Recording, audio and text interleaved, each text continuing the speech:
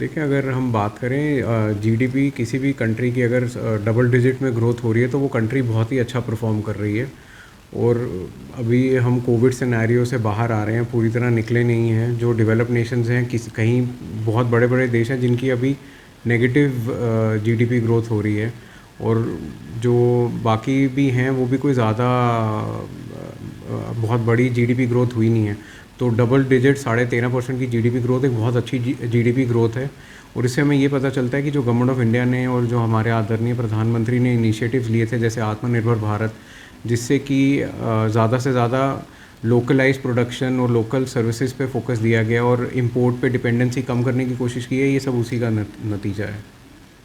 देखिए, अगर आप बात करें, एग्रीकल्चर और सर्विस सेक्टर इंडिया का बैकबोन है। अगर बिकॉज हम one of the largest agriculture Nations हैं, जिसमें मतलब अगर आप देखें तो एप्पल हो गए, वीट हो गए, तो हम लोग इन चीज़ों में काफ़ी प्रोडक्शन में आगे हैं।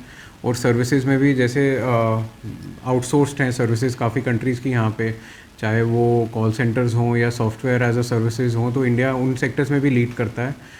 तो इन सेक्टर से ग्रोथ एक्सपेक्टेड थी और अच्छी ग्रोथ आई है। और मतलब अगर ये सेक्टर्स ग्रो करेंगे तो बाय डिफ़ॉल्ट आगे एम्प्लॉयमेंट भी जनरेशन होगी इन सेक्टर्स में, और फ्यूचर में तो आगे फ्यूचर अच्छा ही है जी।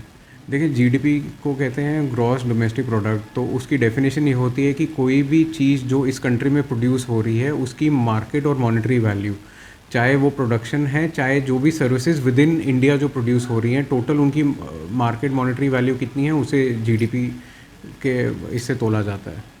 सर देखें, अगर जीडीपी ग्रो करेगा तो वो पूरी कंट्री के लिए ग्रो करेगा, और जे&के हमारे हिंदुस्तान का एक हिस्सा है, तो इसमें भी इम्पैक्ट आएगा ही एम्प्लॉयमेंट पे, अपॉर्चुनिटीज़ पे।